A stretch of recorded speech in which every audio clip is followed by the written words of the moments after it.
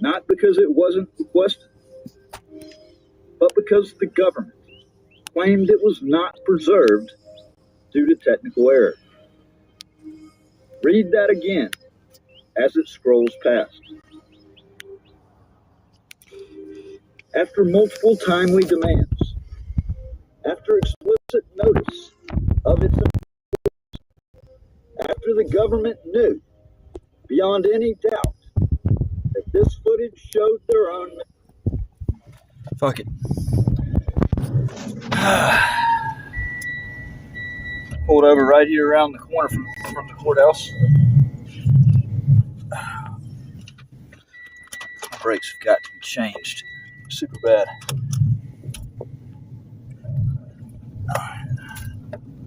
I mean, it's scraping metal on metal. That's bad.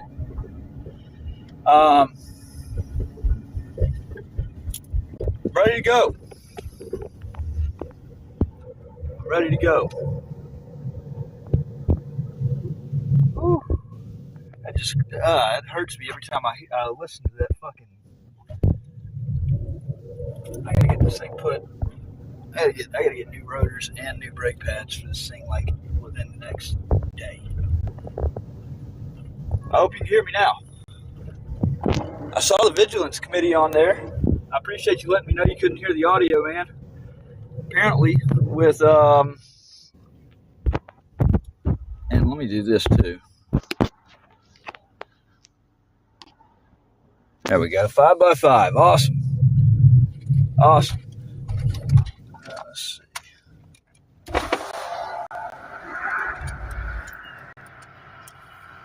I know it's over here somewhere around. I probably should have actually gotten a little bit closer to the damn thing.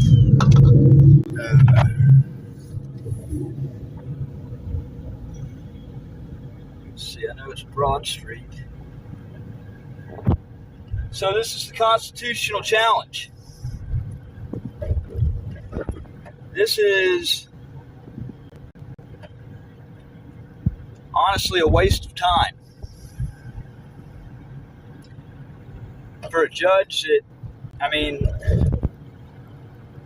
you know, I take so much fucking offense when a judge doesn't respect or uphold the Constitution. I mean, a judge of all people should be a non-biased trier of fact. And that's clearly not the case. That's why I played that video right there, just to kind of remind you, because that's really what's at play here. I touched on this briefly last night, and the best thing that judge that I'll be going in front of today, here in about 20 minutes, the best thing that he could have done is convicted me. Because now this matter goes before a panel of judges that will critique his every decision. Ooh, fuck. Shit. Something just happened with my, oh, fuck. I gotta check that out. Something just kind of popped around my, my wheel assembly. Let me pull right here and check this out.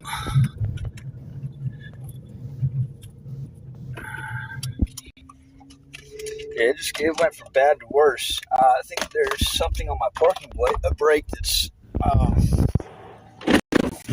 that's engaged. And I've tried to unlink it.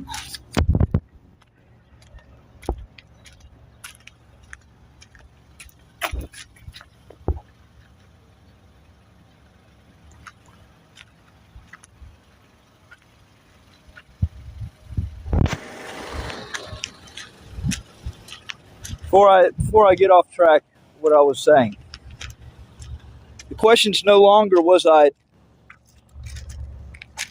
guilty of obstructing an entryway, of being disorderly.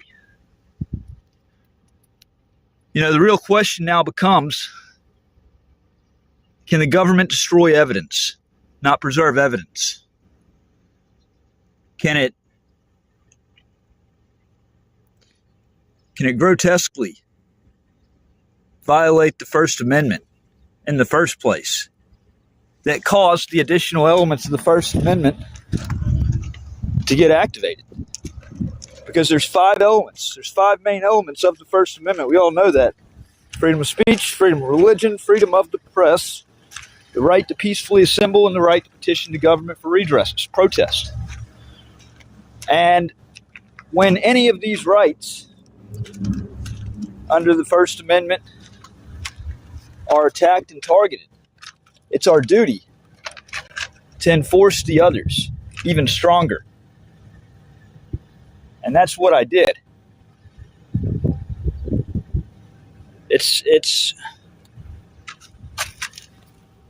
the fact that everything can just get overlooked so easily is inexcusable. Let me I need to figure out where the fuck I'm at real quickly. While I'm doing this, I'm gonna play this that I had on, and that way you can be reminded of this stuff that I was just talking about. I mean, the stuff that's at play right now.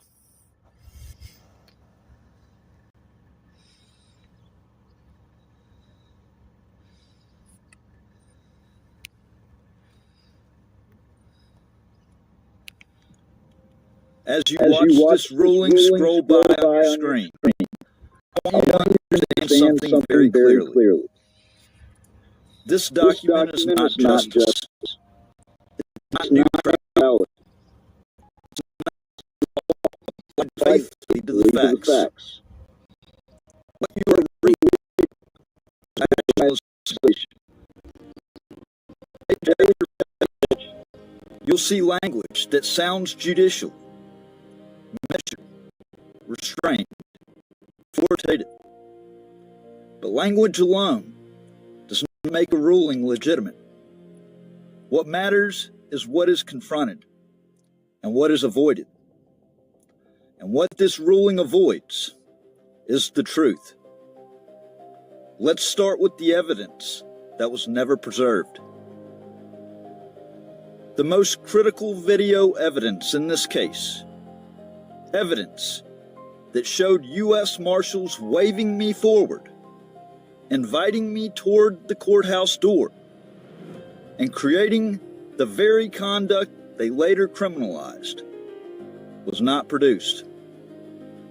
Not because it didn't exist, not because it wasn't requested, but because the government claimed it was not preserved due to technical error. Read that again as it scrolls past. After multiple timely demands, after explicit notice of its importance, after the government knew beyond any doubt that this footage showed their own misconduct, and yet the court accepted that explanation.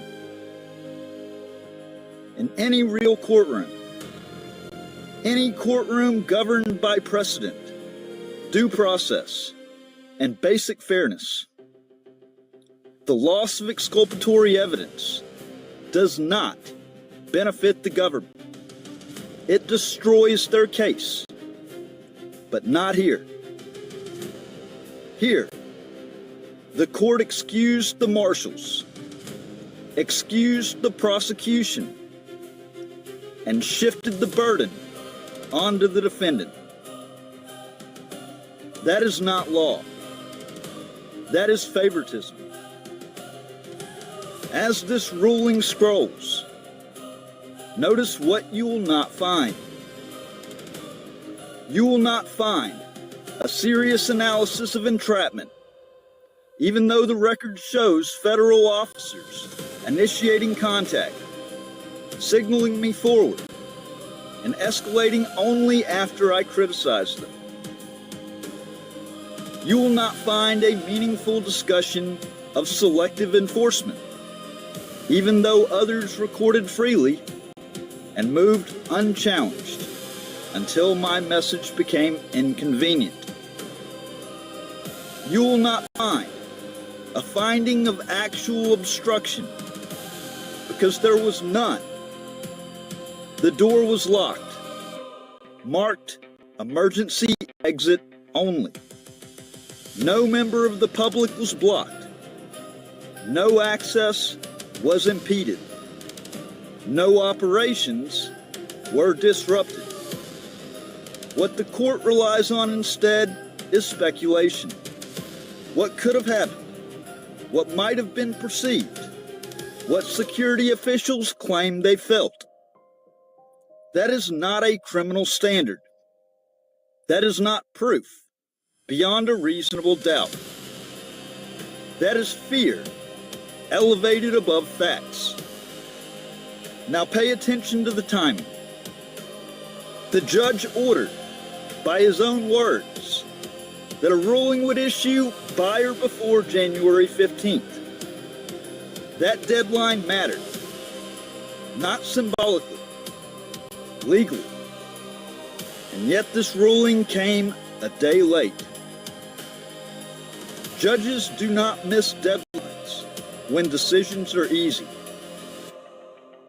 They do not delay rulings when guilt is obvious. They do not struggle when the law is clear. This delay speaks louder than any paragraph in this order.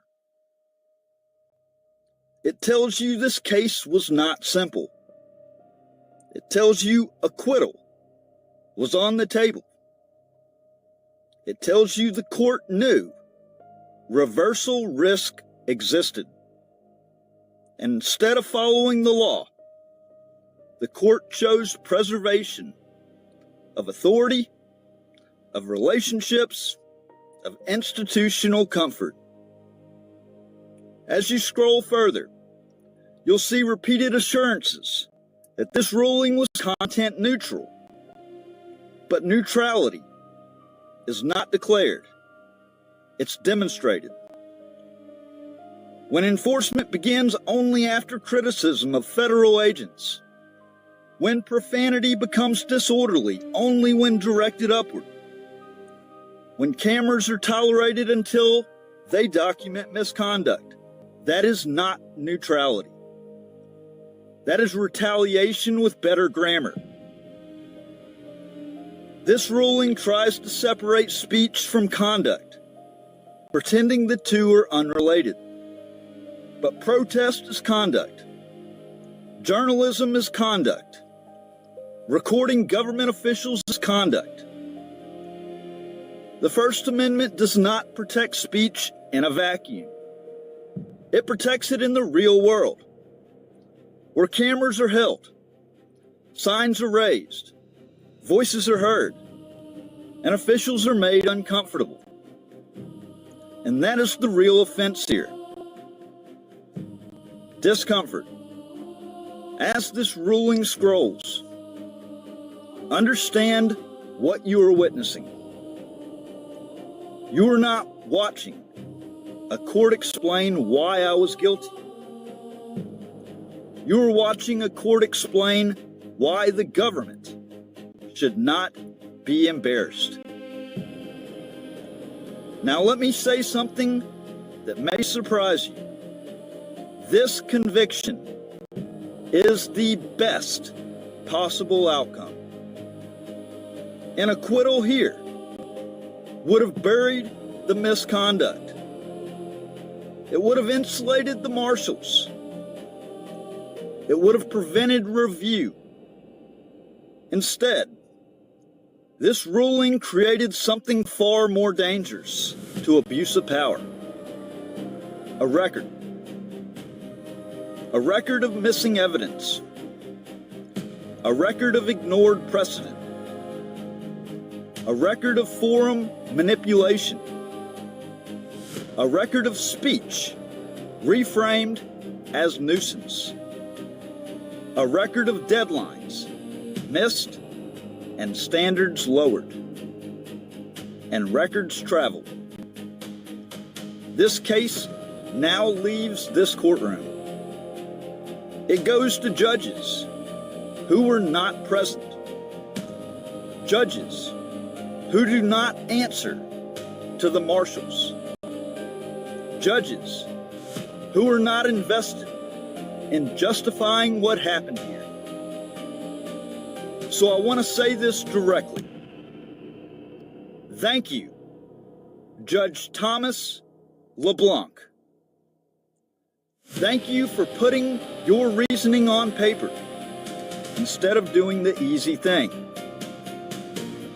Thank you for choosing conviction over concealment. Because now the question is no longer whether I was disorderly.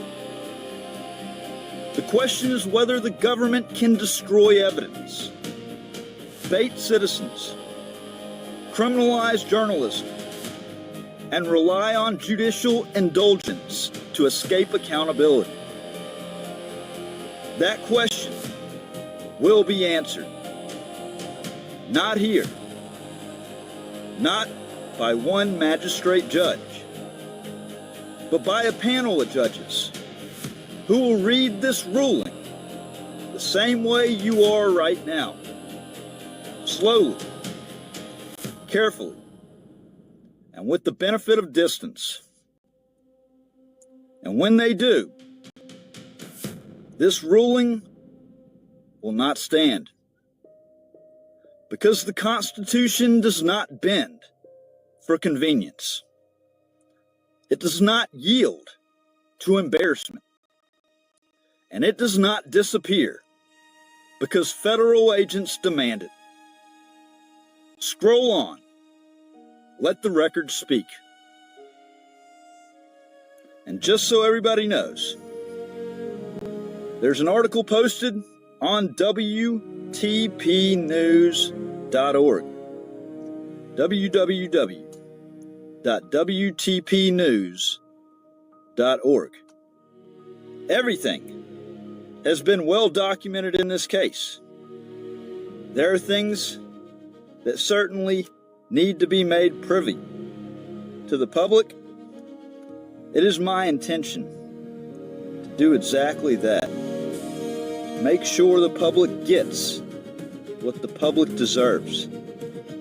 Transparency, accountability, and protection of the rights that the government has an obligation not to infringe upon. This is going to appeal. This is going to the Supreme Court. Not backing down.